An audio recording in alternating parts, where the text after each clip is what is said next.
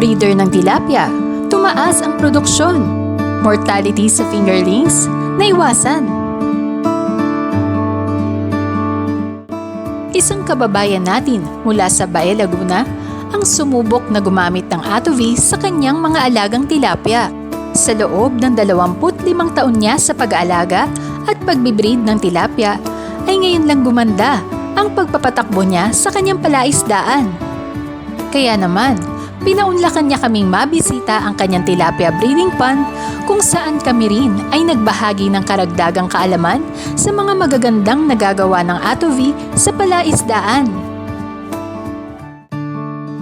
So, andito tayo ngayon sa Bae, Laguna kasi si Mr. Magtibay nag-breed siya ng tilapia. Natural breeding. This is more of natural breeding. Ito yung kanyang pond. Yung mga breeders, dito na sila manganganak. Tapos yun, pagka nanganak na, kinukuha niya yung anak nyo, then ibinebenta niya as fingerlings. Tama ho ba ako, Mr. Magtibay? O yan. Yung fry. Yung fry. So actually, there are many ways how to use Atovi sa ganito. Paano yung ginagawa niyo, Mr. Magtibay? Nalala ko sa page na halo ko tapos hindi akong pinakain. Okay, isa yun. Ito ho ba lagi kayo nagpapalit ng tubig? Hindi naman. Hindi. Okay. Kami naman, ang ginagawa namin, baka tulad nito, tong ganitong kalaking pond, ano ho. Kung alba may laman ng ganyan, kukuha kami ng tubig dyan, kung first time gumagamit, siguro mga 10 kutsara ng Atovi i-dissolve nyo. Tapos, ihagis nyo lang dyan, ikalat nyo lang. So, mas madali yon gawa ng unang-una nakukuha yung isda kasi dumadaan sa katawan nila, nakukuha nila yon kasi yung breathing nila through the gills pumapasok sa katawan, and at the same time yung mga planktons niya, planktons, phytoplanktons, yung algae, napaparami rin ng Atovi.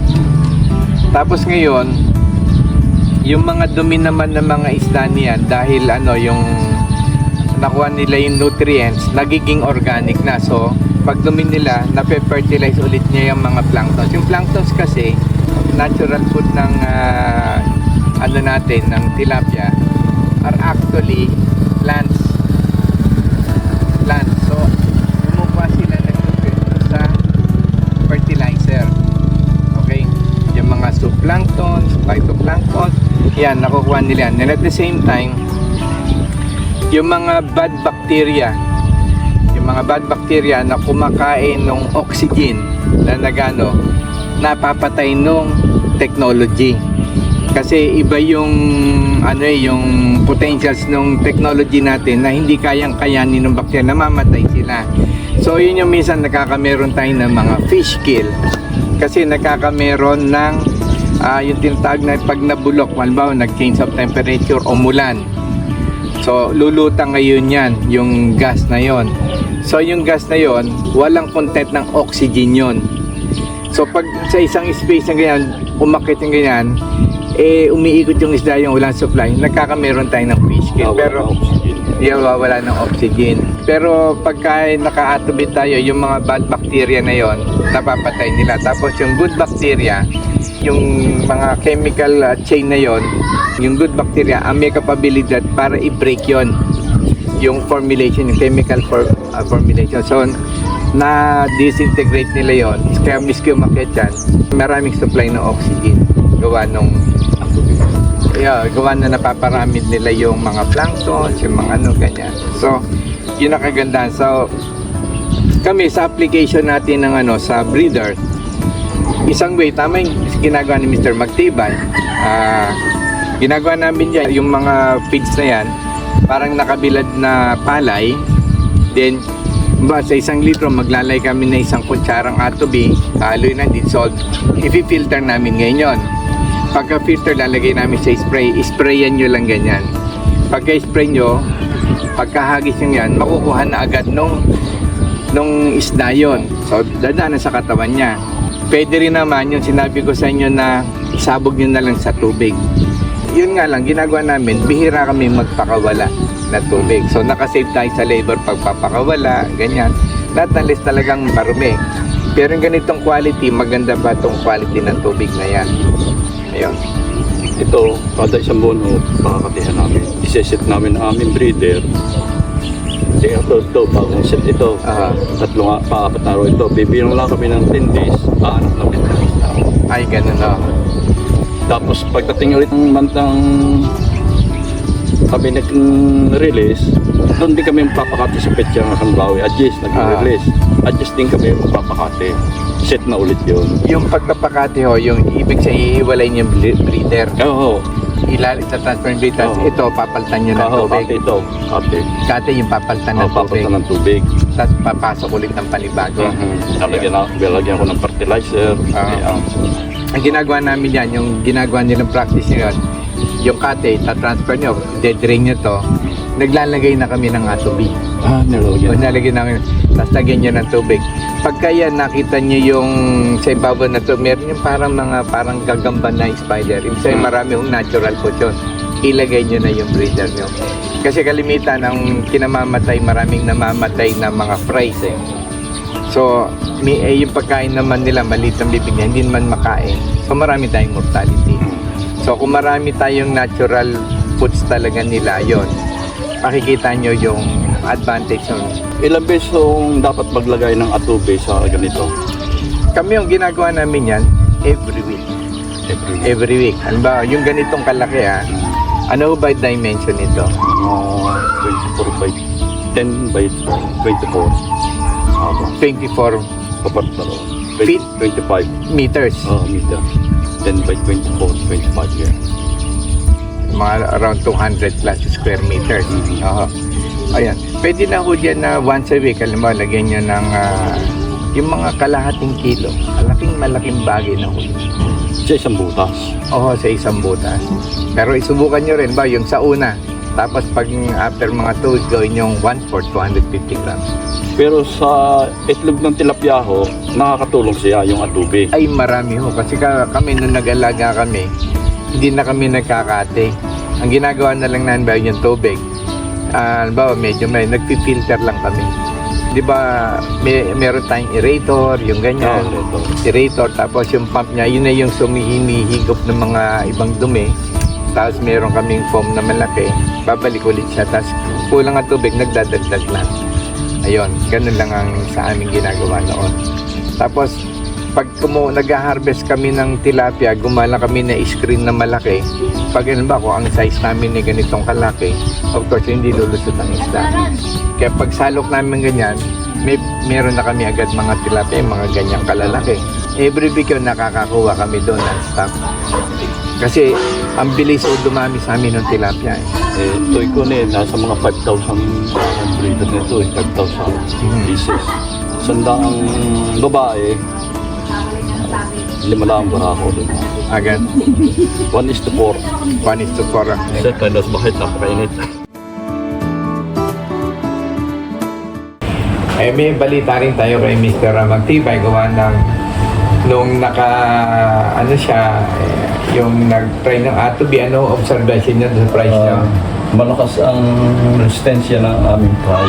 Yung price niyo? Malakas ang resistensya. Tapos nadagdagan pa ang production ng aking paano. Dumaming production.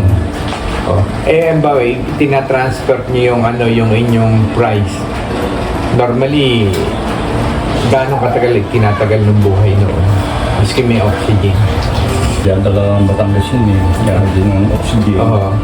Tapos dalang Batangas. Mga isang oras kalahati lang nasa Batangas na sasali mo lang sa pan. Sa pan. Pero kalimitan hindi agad na isalin hanggang yung buhay ng price. Tatagal hanggang, kung fry lang, tatagal ng 8 hours. 8 hours lang. Pero nung sabi nyo kanina sa akin, nung naka-atobi, tumatagal ng ilang araw? Ang tagal na inaabot ng ilang araw yan. Mga ilang araw? More or less? Mga 4 na araw. Mga 4 na araw. Sa kanya, walang oxygen yun. Walang oxygen. Nasa ulambo pa lang yun. So, ibig sabihin, matitibay yan. Actually, noon, ginagawa namin yan kasi nung araw, nung nag-umpisa ko niyan na pure, so, nagpabili ako sa Kalambanong tilapia, yung malalaki. Tapos, ang ginawa ko, nilagay ko dun sa pan ko. Pero yung pan ko, nilagyan ko na ng tubig. Yung kasi may nagturo sa akin yung kaibigan ko, microbiologist.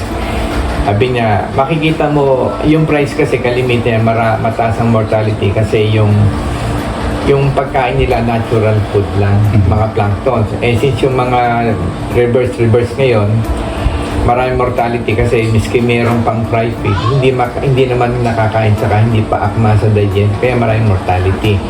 So, ako nung ginawa ko ng ganon, actually yung pinabili ko na yun nakalagay sa plastic from Calamba to Muntinlupa, nabutas yung plastic. Eh di nung dumating ho sa akin nakamotor lang yung tao, nakanganga lahat yung isda. Eh, talagang, kumbaga wala na. Ang ginawa ko, naisipan ko lang sa isang balde, naglagay ako ng, yung isang balde ng mga, yata yun, 16 liters yun kasi malalaki yung parang plakla na Naglagay ako ng 4 hanggang 5 kutsarang ato dinisol ko. Pinuno ko yung yan. Tapos inilagay ko yung yung mga mga nakatagilid na ho yan Tagilid na Tapos after mga 30 minutes, nung bumalik ako, pumiglas, tumayo na, malalakas na siya. Ganun. Kaya nagka-idea ako. Sabi ko, ganito pala. Tapos hanggang, nung iniligay ko na sa pandang yun, dahil wala naman akong alam sa ganyan, nakita ko parang may mga patak-patak ng ulan. Hindi naman umaambon. Yung pala, napakaraming price, biglang nanganak ng napakarami. Yung sabi nga sa palengke, kalimitan, mas mabili yung isang palad, 3 yata, 5 piraso, 1 kilo, ganyan. Dalawa, ganon. 3. Mahirap po manghuli noon. Miski gumawa akong pansalok, mahirap mamili. Ang ginawa ko, naisip ako, gumawa ko ng screen, yung para steel mat. Kapag sinalap nyo, ilang ang mahuhuli ko. O di pag ganyan, nakukuha ko lang yung talagang ganun size. O di may bumibili na kasi iba daw nga yung lasa. Una, hindi malasa, malinang lang. Every week yun, nakaka-harvest ako doon. Tapos hindi ako nauubusan ng anak. Sabi nga nila, inbreeding, okay, yung inbreeding naman, sa totoo naman yan inbreeding. Kasi nga, yung inbreeding, sila na kung may sakit yung lalaki, may sakit yung babae, 50% na makukuha ng anak nila. Parang sa tao din. Yung genetic defects kaso yung technology, yung Atobio, nakukorek yung genetic defects na yon. So kung doon sa ating nakakapanood nito at kayo nag-aalaga niya, hindi lang naman sa tilapia yan basta't may buhay ho. Umihipan ng ubi yan. Ganun. Galing fisheries. Ayun. Ulang. Yung ulang.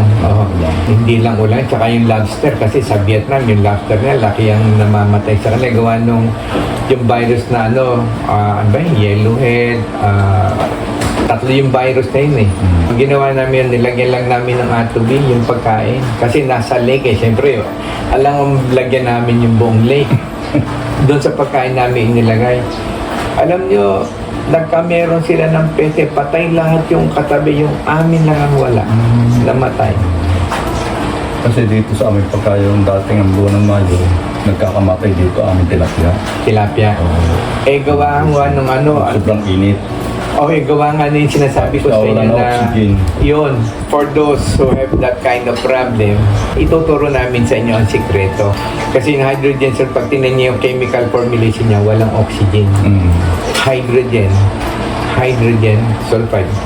So, mamamatay talaga ito. Halimbawa, ayan, mga dumiyan, tayo. So, nagkakameron ng fermentation. Pag nagkakameron kasi yung fermentation, yung nabubulok tayo, yung mga bacteria na in charge dun sa fermentation yan, kailangan nila yung oxygen. So may oxidation. So pag nagamit nila yung buong oxygen niya, wala na, mawawala itong oxygen supply ang tubig. Di ba? Okay.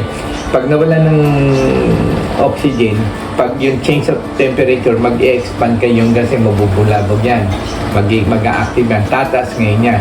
Pag tumasya ito, buong space na to, tumataas yung hydrogen sulfide, mabagal yan Kasi yung gas, may weight din ho yan yung isda lumalangoy, ang cells kasi 3 minutes patay. Ang cells, kahit sa tao. O di 3 minutes, walang oxygen yung isda, bulag tala siya, kaya patay. Yun yung cost noon. Pero kung naka-atobi tayo, ang natitira dyan yung good bacteria. Yung good bacteria. So, yung good bacteria, sila ang may capability to break yung chemical chain ng hydrogen sulfide. Iiwalay nila yung hydrogen na molecules dun sa ibang chain ng hydrogen. So, hindi na siya magiging hydrogen sulfide. Tapos, yun namang ating mga planktons, dahil sila yung sila yung halaman, sila nagpo-produce ng oxygen di marami doon. Sila man ang magsusupply doon sa isda. Ayun. Kaya kami nung ganyan, nung tinuro namin sa iba, wala na silang problema. Tsaka yung quality ng tubig nila, laging maganda. Ayun. Kasi dito na sa aming breeder, nagdadaglag na kami pagka yung maliit ang tubig. Dagdag lang kayo. Okay naman. Pagka nakaisang buwan, doon kayo nagpapalit. pakati na yan. Kate, yung kate, yung itatransfer yung mga breeder. Tapos tutuyin ng tubig, panibagong fertilizer. Paglalagay ulit kayo ng fertilizer, tayo ng manok, patutuyin nyo. Pero isipin nyo yung time, yung effort ninyo. Samantalang, paano kung continuous na lang yung breeding? Yung idea ko lang, bawa ito ay yung pan. Yung breeder ko, may harang ako dito. Ngayon yung price nila, pag nanganak yan, yung alam niyo yun, nagagagala yan doon na lang ako sasalo. Tapos later on, yung breeder, continuous mag-breed yan hindi po pwede sa amin ngayon kinakailangan mo, bombo, pakakatihan talaga yan. Kasi maraming malalaki ng fingerlings, siya man nakakain doon sa mga fry. Sa totoo nangyayari yan. Kakain ng fry. Yung paggutong, pagginutong.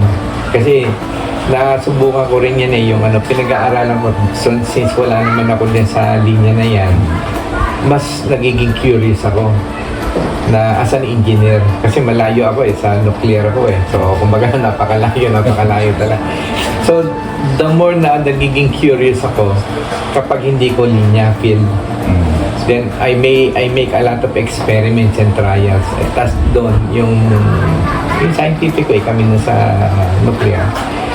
That's how we were trained. So doon ako. Kaya pag nakikipag-usap ako nasasabi ko kasi ginawa ko mismo yun. Ayun, hindi yung sabi ng iba, hindi. Talagang pinupuntahan ko yung mga tao. Sabi nga, we have to open up our minds on new technologies and procedures. Kasi, halimbawa, okay naman yung ginagawa ninyo.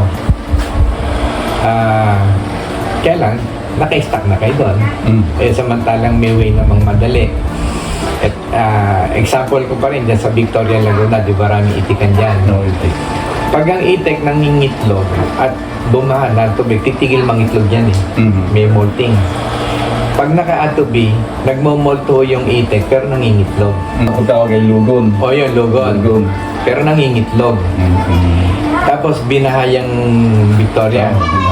Titigil lahat ng itlog ng mga itik. Yung gumagamit ng atobi, walang tigil yung itlog niya. Sabi nga kaya ang libro merong first edition, may second edition, may third edition. Kasi as we go along, maraming nababago. Maraming napapatunayan na yung una pa lang ganun, mali. Di ho ba? Kasi ako nasa, hindi man yun pa, nasa 25 years na ako nag-pispan. Pero ngayon lang gumaganda ang aking pagkakatak mo sa aking class na. Kasi noon, hindi ko pa alam ang mga technology. Hindi, kaya nga kayo, nasa 25 years na kayo, kasi limited lang yung mga available na technology. Saka hindi pa namin kasi nung alam mo. Yun nga. Yun na nga. Pero, miski naman sa fisheries ng gobyerno, kahit sila nagkukunta ko ng seminar. Seminar din ako sa fisheries. Kaya lang, hindi po pwedeng sundin namin yung kanilang gusto. Kasi lahat bibilangin mo. Ang ipakakain ititimbangin, marunong itong aming ito. Kaya hindi po pwede. Yun nga minsan sa totoo. Tama na Wala aming ginagawa. On the scientific way. Kailangan ang body mass ng alaga mo ito lang pakakain mo. Ilang libo yan. At sigurado ka bang sabay-sabay kakain na yun ay kakainin niya. Kung ito matakot, nakuha pa yung kabilang kakain na kaya nababansa siya iba.